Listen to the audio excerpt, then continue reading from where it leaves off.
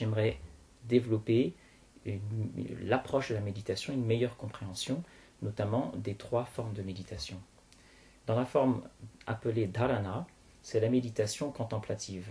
Qu'est-ce qui englobe les méditations contemplatives? Ce sont l'acte de méditer en paix, en position assise, sur la contemplation par l'ouïe, par la vue, par l'écoute. Alors cela peut être la contemplation par une prière, la contemplation par un mantra, la contemplation par le fait de concentrer son attention sur un objet. Un objet, ça peut être soit une flamme, tout simplement, sans rien faire d'autre que d'observer une flamme, soit une murti, une statue, une divinité, une image, un ange, etc. Alors toutes ces contemplations, toutes ces méditations contemplatives servent à concentrer, focaliser son attention sur une forme, sur un son, sur une prière. C'est effectivement plus facile que d'entrer en méditation profonde, totale, silencieuse et dans une obscurité absolue. Pour la simple et bonne raison que très souvent, durant des séances de méditation, le mental se met en route, et quand le mental se met en route, on se retrouve face à la télévision intérieure, la radio intérieure. Toutes les pensées, toutes les activités, toutes les angoisses, toutes les idées, toutes les formes matérielles, les influences diverses remontent à la surface, défilent devant, sur l'écran du mental, sur l'écran de l'esprit, alors que nous essayons d'atteindre la paix par la méditation, la sérénité. Ça peut paraître difficile. Donc ces méthodes de contemplation ou de méditation réflexive, dhyana, ces méthodes servent à focaliser notre attention. Alors, je ne vais pas développer les différents types de méditation. Nous sommes là pour parler du samadhi.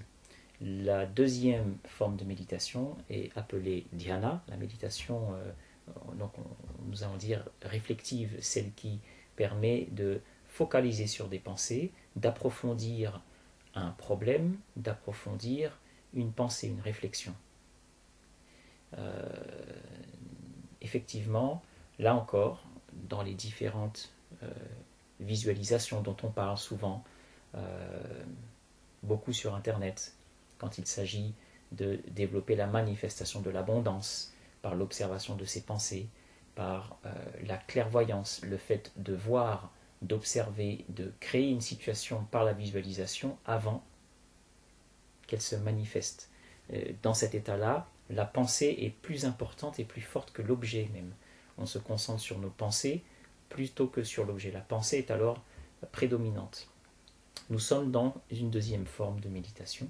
Ce sont des méditations qui, en réalité, sur le chemin de l'être total, la paix totale intérieure, le samadhi, sur ce chemin-là, les méditations contemplatives et réflexives, dharana et dhyana, sont des étapes. Le but de la méditation est d'atteindre l'arrêt total des pensées, l'arrêt total de toute action, de toute pensée, pour atteindre le samadhi. Dans cette méditation totale, nous ne faisons qu'être. Nous ne faisons qu'être avec, en résonance avec non pas le petit jeu karmique, mais en résonance avec le grand jeu,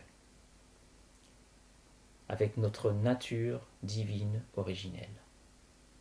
Et nous plongeons à l'origine de nous-mêmes, au plus profond de nous. Entrer en samadhi, c'est non seulement trouver la paix, la sérénité, mais c'est également transformer son karma. Le karma, c'est la somme des pensées que nous accumulons depuis des décennies, depuis plusieurs vies. Le karma est tout simplement, même pour ceux qui ne croient pas en la réincarnation ou en des notions comme celle-ci, le karma est tout simplement l'expérience non vécue de pensées profondes. Le fait que ces expériences ne soient pas vécues, elles nous poussent elle nous pousse vers des expériences que nous devrons traverser, bonnes ou mauvaises. Ces désirs profonds, ces pensées profondes sont dans notre système inconscient. C'est pour cela que nous ne nous en rendons même pas compte. Ces pensées profondes, racines, sont dans notre système inconscient et vont nous pousser à vivre des expériences que parfois vont à l'encontre de notre souhait le plus profond. Nos pensées karmiques sont très souvent en conflit avec l'aspiration profonde de notre conscience. C'est tout cela le karma. Pour aller à la racine de nos pensées, il n'y a pas d'autre méthode que la méditation la plus profonde qui soit, de sorte à aller expérimenter en notre tréfonds le fait d'être en paix, en sérénité, dans la joie. Cette expérience de cet état apportera à l'être, nous apporte le goût supérieur qui lui va effacer par une pratique quotidienne régulière, va effacer toute autre pensée, racine non expérimentée, qui normalement aurait dû se transformer en karma. La méditation transforme notre karma. Rien de tout cela n'est aussi simple que de le dire, rien de tout cela n'est facile. Et effectivement, on n'efface pas son karma en claquant des doigts, en récitant quelques mantras. Il y a beaucoup de pseudo-gourous sur Internet ou à droite à gauche qui prétendent qu'on peut transformer, effacer, passer l'éponge sur son karma par des méthodes aussi simples qu'un mot de pouvoir, qu'un mantra.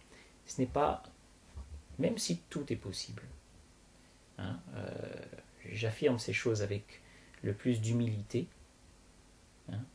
possible, bien que rien ne soit impossible. On ne peut jamais se prononcer pour une généralité des êtres, d'une seule manière. Mais ce qui est sûr, c'est que nous ne transformerons pas notre karma sans transformer nos pensées les plus profondes, sans transformer l'image que nous avons de nous-mêmes. Et l'image que nous avons de nous-mêmes dépend totalement de l'expérience que nous avons de nous-mêmes, non pas de l'expérience de notre travail, de l'expérience de notre statut social, non pas de l'expérience de nos petits désirs, du petit jeu, non pas l'expérience